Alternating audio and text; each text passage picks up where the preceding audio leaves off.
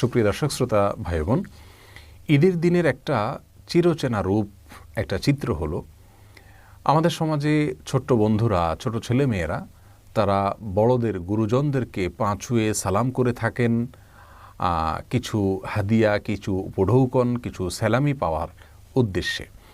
তো এই পা ছুঁয়ে সালাম করে সালামি কালেকশন করা এটা জায়েজ আছে কি না, অথবা অনেক মুরব্বীকে দেখা যায়, অনেক বড়দেরকে দেখা যায় তারা ছোটদেরকে সালাম, পা ছুঁয়ে সালাম দিতে বাধ্য করেন, তারপরে তাদেরকে সালামি দেন, তা না হলে সালামি দেন না। তো এই কাজটা কতটা সঠিক, আমরা সে বিষয়ে কথা বলব। ঈদ উল ফিতরের নামাজের নিয়ত নিয়ম কি? ঈদের চাঁদ আমরা তালাশ করার চেষ্টা করব। চাঁদ দেখা নিয়ে আমরা প্রতি বছরই বলি, রমজান আগে বলার চেষ্টা করি যে আমরা চাঁদটা তালাশ করার চেষ্টা করব। চাঁদ দেখার এই আমলটা আমাদের সমাজ থেকে উঠে যাচ্ছে। নবী করিম সাল্লাল্লাহু আলাইহি ওয়াসাল্লাম বলেছেন, সুমু লিরুইয়াতিহি ওয়া আফতিরু লিরুইয়াতিহি, তোমরা চাঁদ দেখে রোজা রাখবে আর চাঁদ দেখে ঈদ উদযাপন করবে। এখন চাঁদ দেখা দেখি আছে। এই যে ভূমিপল্লীতে আপনারা 29শে রমজান সন্ধ্যায় পশ্চিম আকাশে চাঁদ খুঁজতেছে, এরকম দৃশ্য দেখেন খুব একটা? নাই। সবাই খোঁজে মোবাইলে। সবাই খুঁজে কোথায়? সেটা মাগরিবের নামাজের পরে ইত্যাদি করে মাগরিব পরে এরপরে মোবাইলে খোঁজে, ফেসবুকে। চাঁদ দেখা কিছু না। চাঁদ কি ফেসবুকে ওঠার কথা? চাঁদ তো উঠবে আকাশে। তো খুঁজবো আমরা আকাশে, কিন্তু আমরা খুঁজছি মোবাইলে। তার মানে এত ডিজিটালাইজড হয়ে গেছে। অতি ডিজিটালাইজ তো ভালো না, অতি ভালো কখনোই। এখন এটা হলো অতি হয়ে যাওয়ার মতো আর কি। আমরা যদি আকাশে চাঁদ সবাই দেখা ছেড়ে দেই, সবাই মোবাইলের দিকে তাকাই, তাহলে এবার ডিসি সাহেবরা যে সংবাদ সংগ্রহ করে ঘোষণা দিবে, জাতীয় চাঁদ দেখা কমিটি যে ঘোষণা দিবে, এই বেচারাদের সংবাদটা কে দিবে? সবাই যদি ফেসবুকে খোঁজে, তাদেরকে সংবাদটা কে দিবে? অন্তত মসজিদ কর্তৃপক্ষ, ইমাম সাহেব, খতিব সাহেব, মুয়াজ্জিন সাহেব, তারা যদি উদ্যোগ নিয়ে কিছু লোক নিয়ে চাঁদ না দেখে, সবাই যদি কেবল ফেসবুকে খোঁজাখুঁজি করে, তো ডিসি সাহেব বেচারারা কে দিবে তথ্য? এরপরে তো উল্টাপাল্টা সংবাদ শুনলে বলবেন, হ্যাঁ পার্সিয়ালিটি হয়েছে, আন্দাজে একটা মেরে দিছে, রাত 12টা বাজে চাঁদ উঠে দিছে, হান করছে, তান করছে। সমালোচনা তো আমরা সবাই করি, কিন্তু চাঁদ আমরা কয়জন তালাশ করি? অথচ চাঁদ দেখা আমাদের সবার দায়িত্ব না? এটা ফরজে কিফায়া। একটা সমাজের কেউ যদি না দেখে, সবাই গুনাহগার হবে। কিছু মানুষ দেখলে সবার তরফ থেকে আদায় হয়ে যাবে দায়িত্ব। এই জন্য ভাইরা, চাঁদ দেখার চেষ্টা করি। এখন মুশকিল হলো ঢাকা শহরে যে বিল্ডিং, 2-4 হাত জায়গাও ফাঁকা নাই, আর এক একটা 10 তলা 15 তলা, চাঁদ দেখতে গেলে টুপি পড়ে যাবে। তো এরকম পরিস্থিতিতে আপনি চেষ্টা করেন, ছাদে ওঠার চেষ্টা করেন, ছাদে যে অন্তত খোঁজেন চাঁদটা, ফাঁক ফুকর দিয়ে একটু আকাশের দিকে তাকান, চেষ্টাটা অন্তত করেন, কালচারটা অন্তত শুরু হোক যে আমরা চাঁদ তালাশ করছি। আল্লাহ আমাদেরকে তৌফিক দান করুন। সবাই চেষ্টা করবো তো ইনশাআল্লাহ। সুপ্রিয় দর্শক শ্রোতা ভাই বোন, ঈদ উল ফিতর এবং ঈদ উল আজহা এগুলো আল্লাহ রাব্বুল আলামিনের পক্ষ থেকে দেওয়া তার বান্দাদের জন্য বিশেষ উপহার এবং পুরস্কার। রমাদান মাসব্যাপী ইবাদতবন্দি করার পর আল্লাহ তাআলা নগদ পুরস্কার হিসাবে ঈদ উল ফিতরের আনন্দ আমাদেরকে দিয়েছেন। আর জিলহজের প্রথম দশকের ইবাদত সম্পন্ন করার পর, হজের ইবাদত সম্পন্ন করার পর আল্লাহ তাআলা নগদ পুরস্কার হিসাবে ঈদ উল আজহার আনন্দ আমাদেরকে দিয়েছেন। আল্লাহর দেয়া উপহারকে আল্লাহর বাতানো পদ্ধতিতে ব্যবহার করাই হলো একজন বুদ্ধিমান ইমানদারের কাজ। আর সেজন্য আমরা আজ ঈদ উল ফিতরের সুন্নাহ সমূহ আলোচনা করতে চাই। কিভাবে প্রিয় নবী সাল্লাল্লাহু আলাইহি সাল্লাম ঈদ উল ফিতর উদযাপন করতেন, সাহাবায়ে কেরাম ঈদ উল ফিতরে কী কী আমল করতেন, সেগুলো আমরা পেশ করবো ইনশাআল্লাহ তাআলা।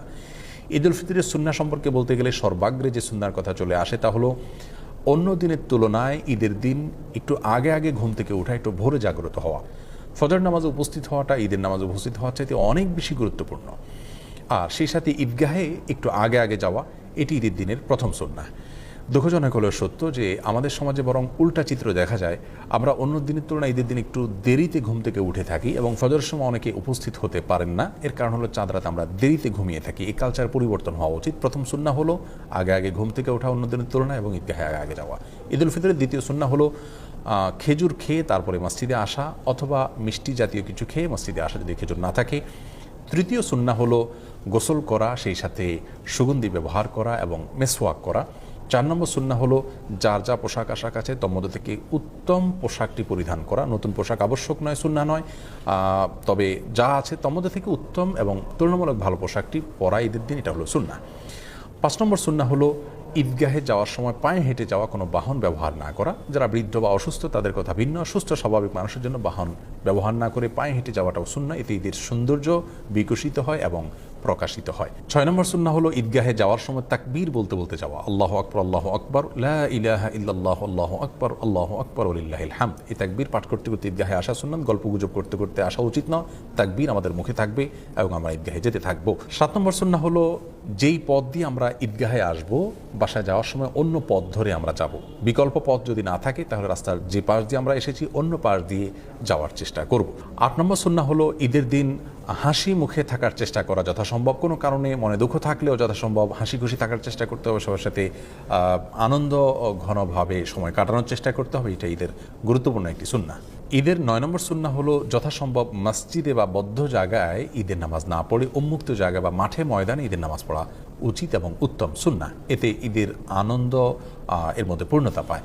তবে কোনোভাবেই কোনো রাস্তাঘাট পথ ইত্যাদি বন্ধ করে মানুষের দুর্ভোগ হয় এরকম পরিস্থিতি সৃষ্টি করে দখল করে সেরকম জায়গায় ঈদের নামাজ পড়া উচিত নয়।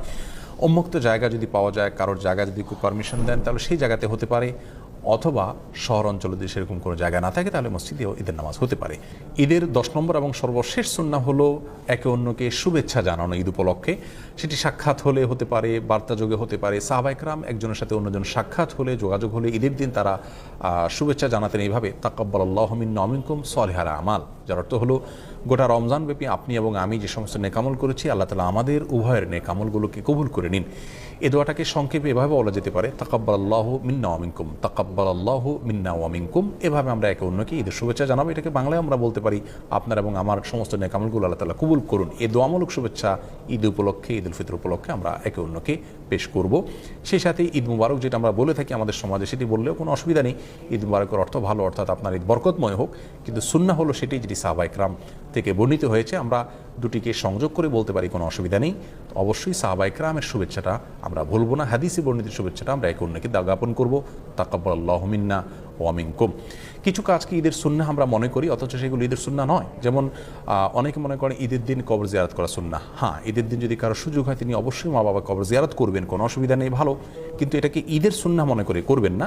অনেকেই ঈদগাহে ঈদের নামাজের পরে কাঁধে কাঁধ মেলানোটাকে সুন্নত মনে করেন, সেটিও ভুল ধারণা। অনেকদিন পরে কারোর সাথে সাক্ষাৎ হয়েছে, সম্প্রীতি বা ভালোবাসা প্রকাশের জন্য আপনি কাঁধে কাঁধ মেলালেন, সেটি করা যেতে পারে, কিন্তু ঈদের সুন্নাহ মনে করে সেটি করা উচিত হবে না। সেই সাথে অনেকে মনে করেন যে ঈদের দিন নতুন পোশাক পরা সুন্নাহ, সেটিও ভুল ধারণা। যা আছে তোমাদের থেকে উত্তম পোশাকটা পরা সুন্নাহ, কিন্তু নতুন পোশাক হতে হবে এমনটি মোটেও আবশ্যক নয়। ঈদ উপলক্ষে অনেকে অনেক বেশি পাপের কাজে নিমজ্জিত হয়ে যান। বিশেষ করে যুব সমাজকে দেখা যায় যে ব্যান্ড পার্টি, বিভিন্ন রকমের মিউজিক অনুষ্ঠান ইত্যাদির মাধ্যমে তারা ঈদ পালন করে থাকেন। অনেক মা বোন আছেন যারা গোটা রমজান জুড়ে আল্লাহর ইবাদতবন্দি করেছেন, অথচ ঈদের সময় তারা পর্দার বিধানকে লঙ্ঘন করে তারা বিভিন্ন গায়রে মাহরাম ছেলেদের সাথে মিশছেন এবং বাহিরে তারা বিনা প্রয়োজনে ঘোরাফেরা করছেন। এই অসুস্থ সংস্কৃতি থেকে আমাদের বের হয়ে আসা উচিত। আল্লাহর দেয়া ঈদকে আল্লাহর বাতানো পদ্ধতিতে ব্যবহার করা উচিত। আল্লাহর অবাধ্যতায় আল্লাহর দেয়া ঈদকে যদি আমরা পালন করি তাহলে সেটি গুনাহের কারণ হবে। আল্লাহ তাআলা আমাদের সকলকে ঈদের সুন্নাহকে পালন করার তৌফিক দান করুন, সুস্থ এবং সুন্দরভাবে ঈদ উদযাপন করার তৌফিক নসিব করুন। আসসালামু আলাইকুম ওয়া রাহমাতুল্লাহি ওয়া বারাকাতুহু। ঈদ উল ফিতরের নামাজের নিয়ত ও নিয়ম কি? নিয়ত তো হলো আমি ঈদের ফিতরের নামাজ পড়তেছি, এই ইন্টেনশন যথেষ্ট যে আমি ঈদের নামাজ পড়তেছি, এটা ফজর না। ঈদের নামাজ পড়তেছি এটা নর্মাল এরশাক না। ঈদের নামাজ পড়তেছি এটা জোহর না। এই যে পার্থক্য আছে, এই নিয়ত আছে, এইটুকুই যথেষ্ট আপনার। এটাই হলো নিয়ত মূলত। আলাদা মুখে নামাইতুন ইত্যাদি ইত্যাদি এগুলো বলার দরকার নেই। আর ঈদের নামাজের যে নিয়ম সেটা হলো ঈদের নামাজ 2 রাকাত আদায় করতে হবে এবং 2 রাকাত নামাজের পরে খুতবা দিবেন খতিব সাহেব। জুমাতে বা অন্যান্য ক্ষেত্রে খুতবা আগে আমরা দেই, কিন্তু ঈদের নামাজের মধ্যে খুতবা হবে পরে। 2 রাকাত নামাজের নিয়মটা কি? সাধারণ যে নামাজ পড়ি আমরা সেই নামাজের মতোই, শুধু পার্থক্য হলো এখানে অতিরিক্ত কিছু তাকবীর আছে, এই পার্থক্যটা আছে। অনেকে ঈদের নামাজ পড়তে গিয়ে একটু বছরে 1-2বার হয় যেহেতু ভুলে যান এবং গ্যাঞ্জাম লাগায় ফেলেন। তো নিয়মটা হলো আমরা প্রথমে ইমামের সাথে তাকবীর বলে হাত বাঁধবো, বেঁধে আমরা সানা পড়ব, সুবহানাকাল্লাহুম্মা ওয়া বিহামদিকা ওয়া তাবারাকা ইসমুকা ওয়া তাআলা জাদ্দুকা লা ইলাহা গায়রুক। অন্য সানাও আছে, আল্লাহুম্মা বা'ইদ বাইনি ওয়া বাইনা খাতায়ায়া কামা বা'আদতা বাইনাল মাশরিক ওয়াল মাগরিব। সানা যেটা আছে এটা পড়ব। সানা পড়া শেষ, এরপরে অতিরিক্ত তাকবীর দিবেন ইমাম সাহেব। এই অতিরিক্ত তাকবীর আমরা কান পর্যন্ত হাত তুলবো, আপনার হাত ছেড়ে দিব। অতিরিক্ত তাকবীর কয়টা দিব এটারই মত পার্থক্য আছে। দুই মতের সপক্ষেই বিশুদ্ধ হাদিস রয়েছে। এ সম্পর্কে বিস্তারিত জানতে চাইলে ডক্টর খন্দকার আব্দুল্লাহ জাহাঙ্গীর রহমান আলাদা বই আছে এটার উপরে, ঈদের সালাতের তাকবীর নিয়ে, সেটা দেখতে পারেন। অর্থাৎ অতিরিক্ত তাকবীরের সংখ্যা 6 তাকবীর হানাফি মাযহাব অনুযায়ী, অন্যান্য মাযহাব অনুযায়ী 12 তাকবীর। এই দুইটাই বিশুদ্ধ। তো অতিরিক্ত যে তাকবীর সানা পড়ার পর ইমাম সাহেব দিবেন, আমরা সাথে সাথে বলবো আল্লাহু আকবার, আল্লাহু আকবার, আল্লাহু আকবার। 3টা তাকবীর হয়তো প্রথম দুটোতে হাত ছেড়ে দিবেন, তৃতীয় তাকবীরের পরে হাত বেঁধে ফেলবেন। এবার ইমাম সাহেব সূরা ফাতিহা পড়বেন, অন্য সূরা মিলাবেন, রুকু করবেন, সেজদা করবেন, আবার দ্বিতীয় রাকাত শুরু করবেন। দ্বিতীয় রাকাতে তাকবীরটা হবে শেষে। ইমাম সাহেব দাঁড়ায় সূরা পড়বেন, সূরা ফাতিহা পড়বেন, সূরা মিলাবেন, এরপরে আল্লাহু আকবার, আল্লাহু আকবার, আল্লাহু আকবার, অতিরিক্ত তাকবীর দিবেন, তিনটা হানাফি মাযহাব অনুযায়ী, আর শেষে আরেকটা তাকবীর দিয়ে রুকুতে যাবেন। তাহলে 4টা হবে লাস্টে, 3টা অতিরিক্ত তাকবীর, একটা রুকুর তাকবীর, ব্যাস। এরপরে যথারীতি নামাজ, আত্তাহিয়াতু, দোয়া, মাসুরা, দুরূদ পড়ে আমরা সালাম ফেরাবো। এ হলো নামাজ। তাহলে শুধুমাত্র অতিরিক্ত তাকবীরগুলো প্রথম রাকাতে সানা পড়ার পরে সূরা ফাতিহার আগে, আর দ্বিতীয় রাকাতে অতিরিক্ত তাকবীরগুলো হবে রুকুতে যাওয়ার আগে, সূরা ফাতিহা সূরা মিলানোর পরে। তাকবীরগুলো মুখে বলবো, বলার সময় হাত উত্তোলন করে আবার হাত ছেড়ে দেব, বাস। এছাড়া আর কোনো পার্থক্য নেই। ঈদের নামাজের পরে ইমাম সাহেব খুতবা দিবেন, তখন মনোযোগের সাথে খুতবা শ্রবণ করতে হবে।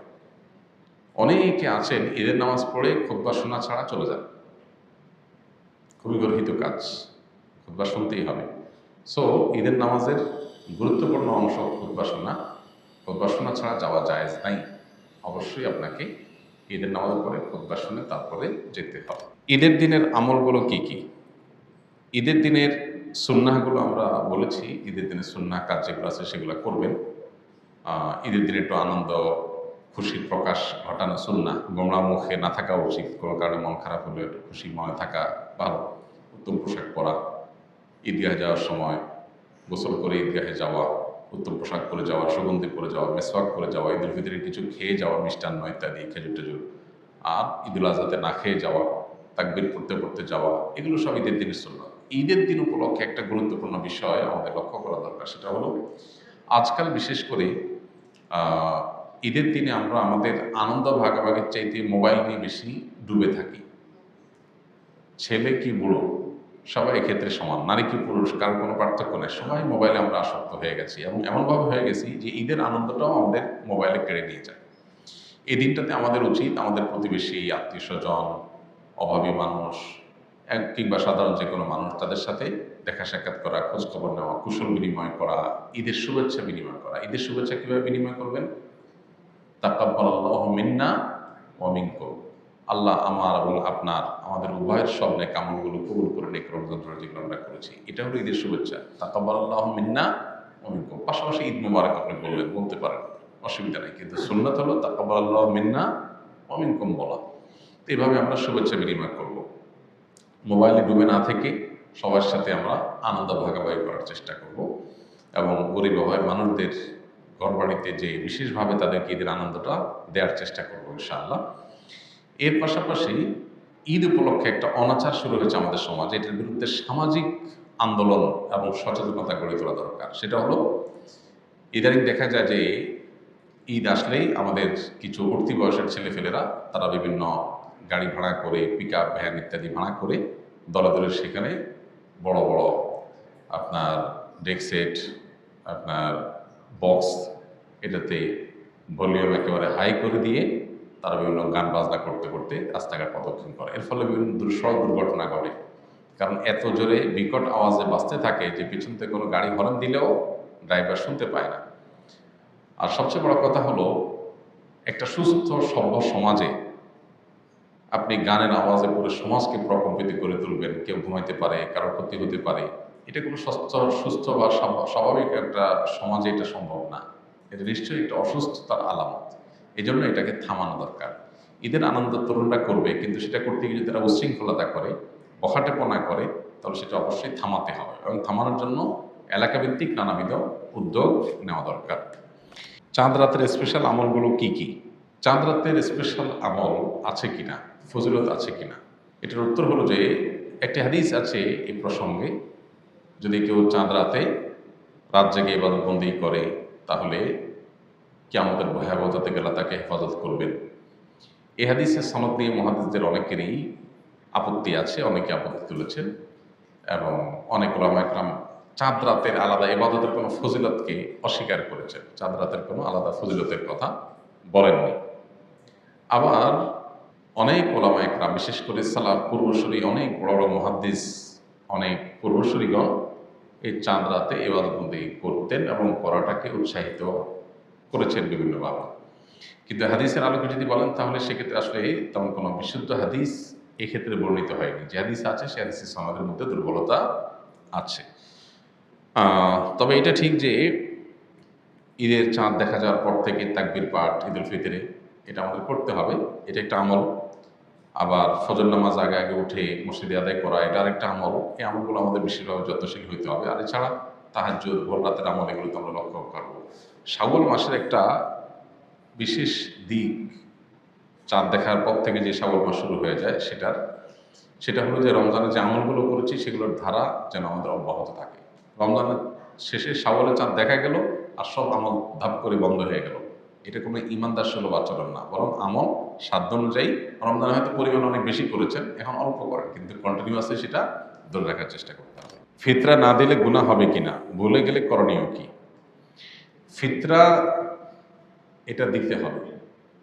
ফুকায়ে আহনাফের মতে যারা সচ্ছল তাদের নিজেদের এবং পরিবারের ছোট বাচ্চা কাচ্চা যারা আছে তার তরফ থেকে তাদেরকে ফিতরা দিতে হবে, এটা ওয়াজিব, এবং না দিলে গুনাহ হবে। এই ফিতরা যদি কেউ দিতে ভুলে যান, দেন নাই, তাহলে ঈদের পরে এটার কাজার সিস্টেম নেই। তবে ঈদের পরে যদি কেউ দেয়, ঈদের দিন যদি ঈদের নামাজের পরে দেয় আদায় হয়ে যাবে। অনেকদিন পরে মনে হলো তখন এটা সাধারণ দান হিসাবে হয়তো পরিমাণ দান করে দিতে পারেন, আল্লাহর কাছে তওবা করবেন যেন ভবিষ্যতে এটা মিস না হয়। মাগরিবের ফরজ নামাজ শেষ সাকাত পেলে বাকি নামাজ কিভাবে পড়ব? মাগরিবের ফরজ নামাজ যদি আপনি শেষ সাকাত পান তাহলে সেক্ষেত্রে শেষ সাকাতটা পূর্ণাঙ্গ করলেন, ইমাম সাহেব সালাম ফিরালেন, আপনি সালাম ফিরালেন না, আপনি দাঁড়াবেন, দাঁড়ায়া সূরা ফাতিহা পড়বেন, সাথে সূরা মিলাবেন, এরপরে আপনি রুকু সিজদা দিয়ে বসবেন। কেন বসবেন? কারণ এটা আপনার কত নম্বর রাকাত? দ্বিতীয় রাকাত। এক রাকাত ইমামের সাথে পড়েছেন, এটা সেকেন্ড রাকাত, সো আপনাকে বসতে হবে সেকেন্ড রাকাত হিসাবে। এরপরে দাঁড়ালেন, দাঁড়ায় আবার সূরা ফাতিহা সূরা মিলালেন, রুকু সিজদা করলেন, লাস্টের রাকাতে আবার বসবেন না দাঁড়ায় যাবেন? বসতেই হবে। কেন? ওইটা তো শেষ রাকাত, ফিনিশিংয়ে যেতে হবে। বসে আত্মায়াতি দরুদ পড়ে ব্যবসার পরে সালাম ফিরাবো। তাহলে মাগরিবের নামাজ যদি কেউ লাস্টের রাকাত পায় তাহলে তার বৈঠক কয়টা হবে? 3টা হবে। ইমামের সাথে একটা, ওইটাতে তার বসার কথা ছিল না, প্রথম রাকাতে বৈঠক হয় না। কিন্তু যদি ইমামের সাথে আছে, ইমামের অনুকরণটা গুরুত্বপূর্ণ, সেজন্য তিনি অনুকরণের স্বার্থে বসেছেন, কিন্তু ওটা তার বসার কথা ছিল না। আর বাকি 2টা তো বসতেই হবে। সব মিলিয়ে 3টা বৈঠক হবে। সুপ্রিয় দর্শক শ্রোতা ভাই বোন, ঈদের দিনের একটি চিরচেনা রূপ এবং চিত্র হলো ঈদের দিনে কবরস্থানে বেশ ভিড় লক্ষ্য করা যায়। সেই সাথে জুমার দিনেও কবরস্থানগুলোতে বেশ জিয়ারতকারীদের ভিড় আমরা দেখতে পাই। ঈদের দিন ঈদের নামাজ আদায় করার পর, জুমার দিন জুমার নামাজ আদায় করার পর কবরস্থানে যাওয়া, প্রিয়জনদের কবর জিয়ারত করার বিশেষ কোনো ফজিলত বা নির্দেশ ইসলামের শরীয়তে রয়েছে কিনা, এই প্রশ্ন অনেকেরই। মূলত রাসূল করিম সাল্লাল্লাহু আলাইহি সাল্লাম কবর জিয়ারত করার জন্য আমাদেরকে সাধারণ অবস্থায় উৎসাহ দিয়েছেন। তিনি বলেছেন, জুরুল কবুর ফাইন্নাহা তুযাক্কিরুকুমুল আখিরা, অর্থাৎ তোমরা কবর জিয়ারত করো, কবর জিয়ারত করলে তোমাদের আখিরাতের কথা স্মরণ হবে, মৃত্যুর কথা স্মরণ হবে, আত্মোপলব্ধি আমাদের ভিতরে জাগ্রত হবে। সেজন্য কবর জিয়ারত করা আমাদের জন্য উপকারী এবং কোরআন এবং সুন্নাহ কর্তৃক নির্দেশিত একটি আমল। কিন্তু জুমার দিন জুমার নামাজের পরে এবং ঈদের দিন ঈদের সালাতের পরে কবর জিয়ারত করতে হবে, এরকম কোনো বিশেষ নির্দেশ কোরআন হাদিসের কোথাও আমাদেরকে দেওয়া হয়নি। অর্থাৎ ঈদের দিনের বিশেষ করণীয় কাজগুলোর ভিতরে রুটিন আমলগুলোর মধ্য থেকে কবর জিয়ারত করাও একটি আমল, এরকম কোনো কথা কোরআন হাদিস থেকে পাওয়া যায় না। সেই সাথে জুমার দিনের জন্য একই কথা প্রযোজ্য। তবে কোনো ব্যক্তি যদি মনে করেন যে আমি জুমার দিনে অবসর রয়েছে, ছুটি আমার রয়েছে, জুমার নামাজের পরে সময়টা আমার জন্য নিরিবিলি সময়, আমি এই টাইমে আমার প্রিয়জনদের কবর জিয়ারত করতে যাব, তো তিনি যেতে পারেন।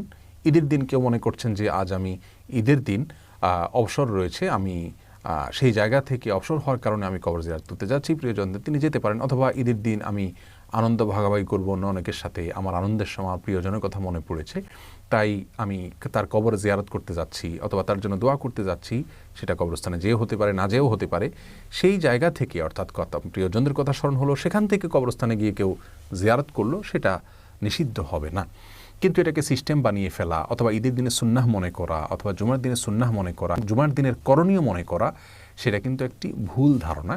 কারণ ঈদ এবং জুমার দিনের করণীয় কাজগুলোর বা সুন্নাহ কাজগুলোর তালিকার মধ্যে কবর জিয়ারত করার মতো কোনো কাজের কথা বলা হয়নি। বিধায় আমরা মনে চাইলে কেউ করব, কিন্তু এটাকে না সিস্টেম বানিয়ে ফেলা উচিত, আর না এটাকে সুন্নাহ বা এই দিনের বিশেষ আমল মনে করা উচিত। ঈদ এসে গেছে আমাদের একেবারে দোরগোড়ায়। ঈদ উপলক্ষে রাসূল আকরাম সাল্লাল্লাহু আলাইহি ওয়াসাল্লামের বেশ কিছু সুন্নাহ রয়েছে, কিভাবে আমরা ঈদ কাটাবো, কিভাবে ঈদের সুন্নাহগুলো পালন করব।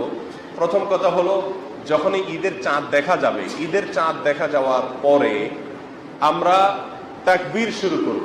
তাকবীর শুরু করব কি, আল্লাহু আকবার, আল্লাহু আকবার, লা ইলাহা ইল্লাল্লাহ, আল্লাহু আকবার, আল্লাহু আকবার, লিল্লাহিল হামদ।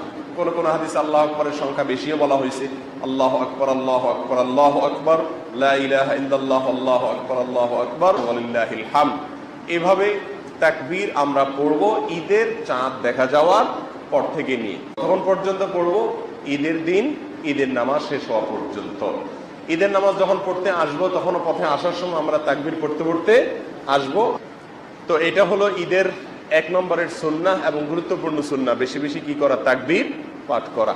দ্বিতীয়ত সুন্নাহ হলো গোসল করা। এটা বলার প্রয়োজন নাই, তারপরও আমরা আলহামদুলিল্লাহ সবাই গোসল করি, তারপরও যেহেতু হাদিসে রয়েছে গোসল করব আমরা ঈদের দিন। কেন গোসল করব? কারণ ঈদে অনেক লোক সমাগম হবে, আমার গায়ের গন্ধ যেন আরেকজনের কষ্টের কারণ না হয়, যত সম্ভব গোসল করে সুগন্ধি ইত্যাদি ব্যবহার করে চলে আসব। তৃতীয়ত হলো ঈদগাহে আসার আগে, এই ঈদে অর্থাৎ ঈদ উল ফিতরে কিছু নাস্তা খেয়ে আসা সুন্নাহ। সেটা খেজুর হতে পারে, মিষ্টি জাতীয় কোনো খাবার হতে পারে, এটা খেয়ে তারপরে আমরা ঈদগাহে আসব। একটি গুরুত্বপূর্ণ সুন্নাহ হলো ঈদের দিনে ঈদের নামাজ যদি কোনো উন্মুক্ত মাঠে পড়া যায়, সেটা খুব বেশি উত্তম এবং সুন্নাহ।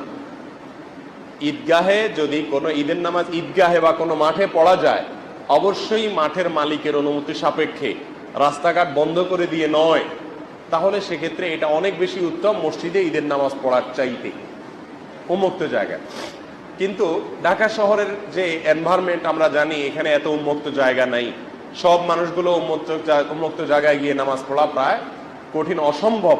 এই জন্য আমরা বাধ্য হয়ে মসজিদে পড়ি। কিন্তু আপনারা যারা গ্রামে চলে যাবেন, চেষ্টা করবেন মসজিদে যেন কোনো ঈদের নামাজের অ্যারেঞ্জ না থাকে। তবে হ্যাঁ, বৃষ্টি বাদল হলো, মাঠে পড়া গেল না, তখন মসজিদে আসলো, ভিন্ন কথা। কিন্তু অ্যারেঞ্জ থাকতে হবে মাঠে, ঈদগাহে নামাজ পড়া, এটা সুন্নাহ। এটা শহরে মাঠ থাকলে অনেকে এটা আর খেয়াল করে না, ঝামেলা মনে করে কর্তৃপক্ষ যে আবার ওখানে অ্যারেঞ্জ করতে যাব। কিন্তু না, একটা সুন্নাহ জিন্দা করার জন্য আমরা চেষ্টা না করলে আমাদের আর চেষ্টাটা কিসের জন্য হবে? ঈদগাহের ব্যাপারে আরেকটি কথা বলতে হবে, ঈদগাহে মেয়েদের জন্য ঈদগাহে আসার ব্যবস্থা থাকা উচিত। রাসূল আকরাম সাল্লাল্লাহু আলাইহি সাল্লামের একটি হাদিস আমি আপনাদেরকে শোনাবো। হাদিসটা বুখারী এবং মুসলিম এক যুগে বর্ণনা করেছে।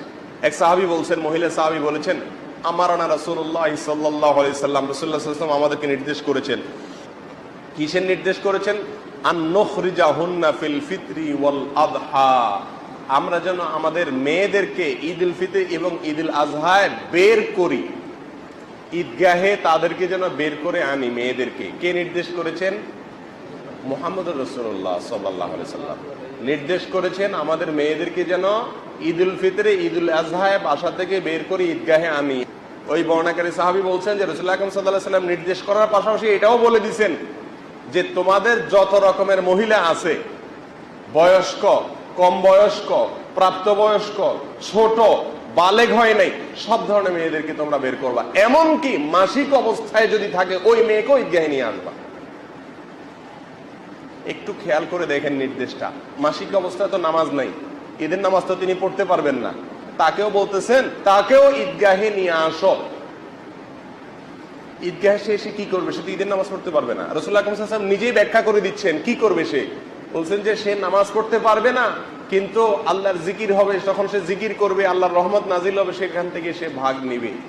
মাসিক অবস্থায় যে মহিলা, সেও বাসায় বসে থাকবে না, ঈদগাহে আসবে। কার নির্দেশ এগুলো?